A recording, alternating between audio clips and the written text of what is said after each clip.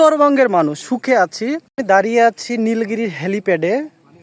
তো আমি এই মাসে কয়েকটা জায়গায় ট্যুর দিয়েছি, বিশেষ করে সিলেট, সুনামগঞ্জ, বান্দরবান, খাগড়াছড়ি।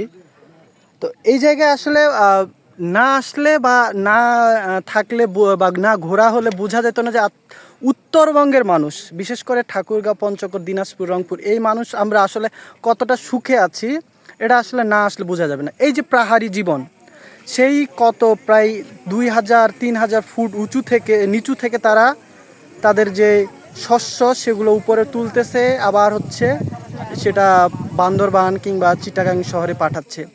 এবং বিষয়টা আরেকটা জিনিস যে তাদের যে বাড়ি ঘরগুলো, এগুলো আসলে এক একটা পাহাড়ের একটা ঘর, দুইটা ঘর। তো সেই পাহাড় বেয়ে উঠা এবং নামা আসলে কতটা কষ্টকর, যারা পাহাড় ট্রেকিং করে থাকেন তাদের এই জিনিসটা বা ধারণাটা খুব ভালো আছে। ইভেন যদি চিম্বুক পাহাড়েও আমরা উঠি, দেখা যায় যে উঠতেই অনেকটা কষ্ট। আবার যারা হিমছড়ি পাহাড়ে উঠেছি, দেখা যায় যে আসলে উঠতে সিঁড়ি থাকে, সেই সিঁড়ি বেয়ে উঠতে যদি এতটা কষ্ট হয়, সেখানে সিঁড়ি ছাড়া মাটির রাস্তায় বেয়ে উপরে উঠা এবং নামা আসলেই খুবই কষ্টকর। এবং যদি পাহাড় হয়ে থাকে দুর্গম, তাহলে তো হচ্ছে অবস্থায় টাইট। আর এই যে রাস্তাগুলো, মানে খুব সংকীর্ণ রাস্তা, এবং পাহাড় কখনো খুব উঁচুতে উঠে গেছে, আবার খুব নিচুতে নেমে গেছে। তো সে জায়গায় এবং রাস্তার অবস্থা খুব ভালো না, একেবারে বেহাল দশা।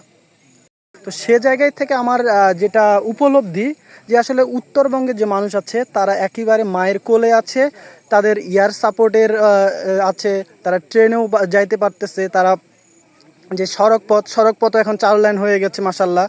তো এই জায়গায় আমরা পুরোটাই মায়ের কোলে আছি।